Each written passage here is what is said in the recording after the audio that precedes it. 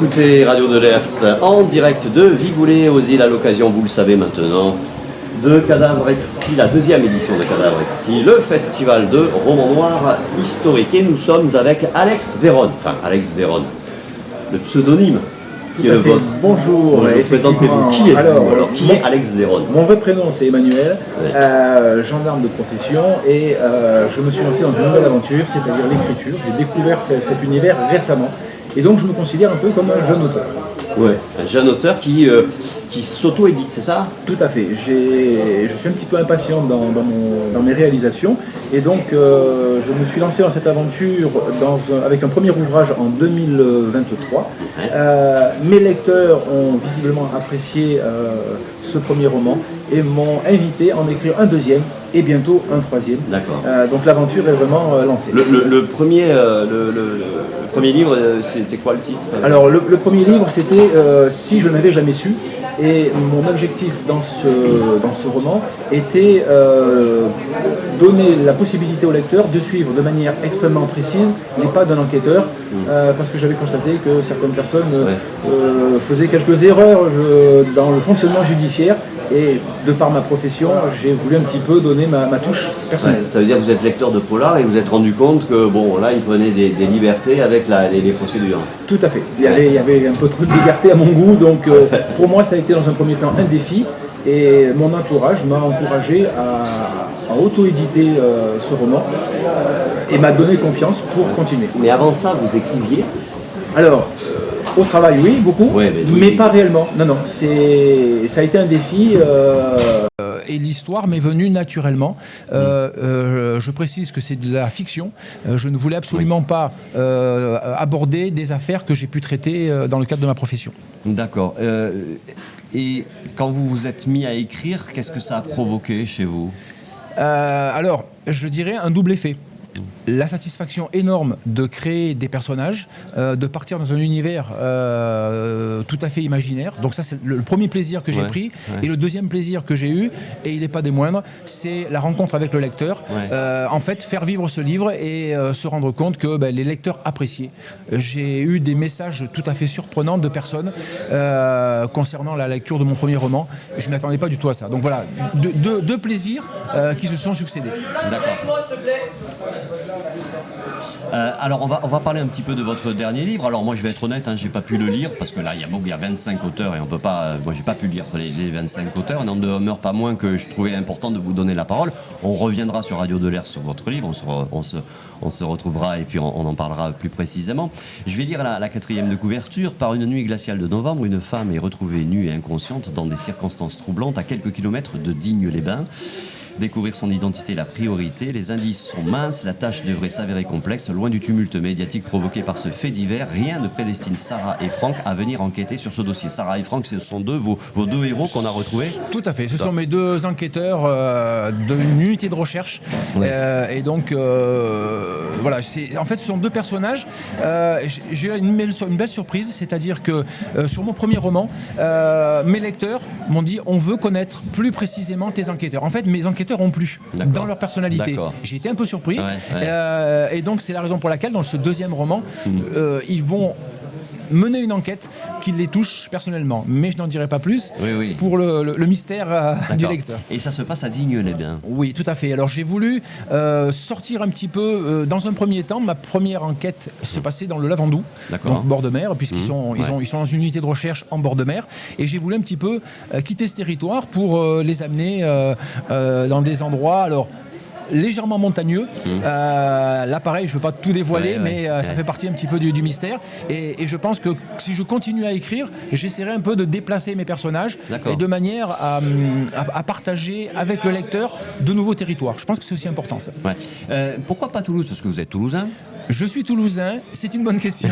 Alors, effectivement, j'aurais pu partir sur Toulouse, mais... Parce qu'on connaît bien les lieux et tout, ça peut faciliter la tâche. Alors, j'aime le côté du Lavandou, de hier. Alors, j'ai des activités de plongée, ainsi de suite. Donc voilà, c'est cet univers-là. Et c'est rigolo parce que dans le premier roman, j'ai des gens qui m'ont lu, qui m'ont contacté, ils m'ont dit, on ressent la région. D'accord. On entend les cigales. On est vraiment... en plus, ça se passe en été sur le premier. Donc voilà, ils sont vraiment dans l'univers de ce secteur-là. Mais je ne m'interdis rien. Et Digne-les-Bains, vous êtes allé à Digne-les-Bains, vous connaissez un peu? Je connais un peu le coin. Et c'est vrai que quand on décrit des territoires. Je suis revenu sur les endroits que j'ai décrits, parce qu'il y a vraiment des endroits très précis. Et bien, quand on romance, on se rend compte qu'effectivement, il y a une différence avec la réalité.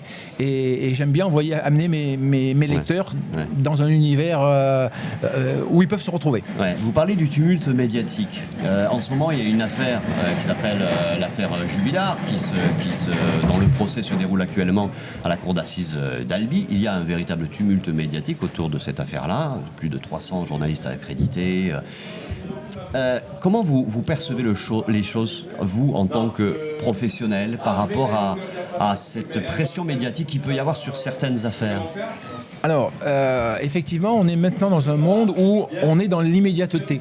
C'est-à-dire que les gens aimeraient pouvoir avoir la réponse immédiatement sur des affaires extrêmement délicates quand il s'agit de crimes, alors qu'il y a un temps, comme on le dit, de l'investigation judiciaire, ça nécessite un temps, et il y a un temps de la justice. On sait très bien quand une affaire se produit, avant de passer en cour d'assises, pour une affaire qui est peu complexe, il faut compter 1 an et demi, 2 ans. Et donc les gens sont dans l'immédiateté, c'est-à-dire dans la consommation immédiate d'un fait.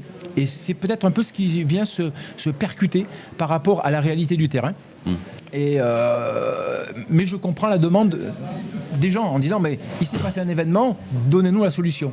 Ouais. Mais la solution, elle a besoin de temps. Ouais. Mais est-ce qu'il n'y a pas aussi un attrait qu'on pourrait retrouver d'ailleurs dans l'appétence que peuvent avoir les gens pour les polars ou les romans policiers? Parce que les médias ont tendance quand même à feuilletonner lorsqu'ils se saisissent d'une affaire. Ils feuilletonnent un peu comme pourraient le faire des romanciers. Est-ce que ça se télescope pas finalement? Oui. Alors, le spectateur ou le lecteur est en attente de quelque chose qui va le sortir de son univers. Il y en a certains qui ont besoin de cet aspect tragique. C'est surprenant, moi c'est dans la nature humaine, après je ne suis pas psychologue, donc je ne pourrais pas vous l'expliquer, mais il y a ce besoin-là. J'ai même rencontré des gens qui sont venus me voir sur des salons et qui me demandaient si dans mes romans il y avait de la violence. En me demandant est-ce que vous écrivez de manière violente, morbide et très descriptif pour montrer l'aspect, je dirais, noir du roman. Et je les ai rassurés en disant non, si vous cherchez ça, ne prenez pas mon roman.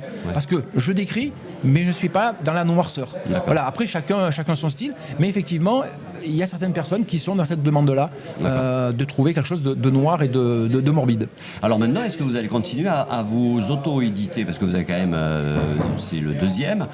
Est-ce que vous vous dites pas, bon, je vais quand même peut-être faire l'effort d'aller voir des éditeurs, voire même locaux, régionaux, je ne sais pas, pour être soutenu en fait. Voilà, c'est plutôt ça, parce que c'est pas eux qui écrivent les livres, quoi qu'il arrive. Hein. Je dirais que c'est une deuxième étape, effectivement. Alors on m'a conseillé, parce que bien sûr je me suis renseigné sur le déroulé pour soumettre son roman à des éditeurs. Effectivement, on m'a dit si tu as plusieurs romans et en plus une série, tu pourras plus intéresser l'éditeur.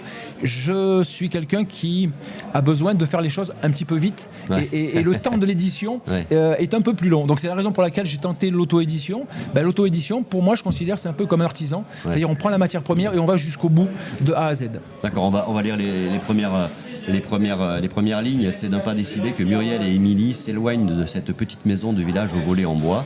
Malgré le poids des 4 bagages remplis à ras-bord, portés à bout de bras, elles ne semblent pas être ralenties. L'effervescence due au périple qui les attend leur donne des ailes, faisant oublier tous les obstacles qui pourraient se dresser sur leur chemin. Bon. Vous êtes toujours en fonction? Alors, depuis peu, non. J'ai quitté l'institution parce qu'à un moment donné, il faut arrêter. Et donc, ça va me donner, j'espère, tout le temps d'écrire à nouveau.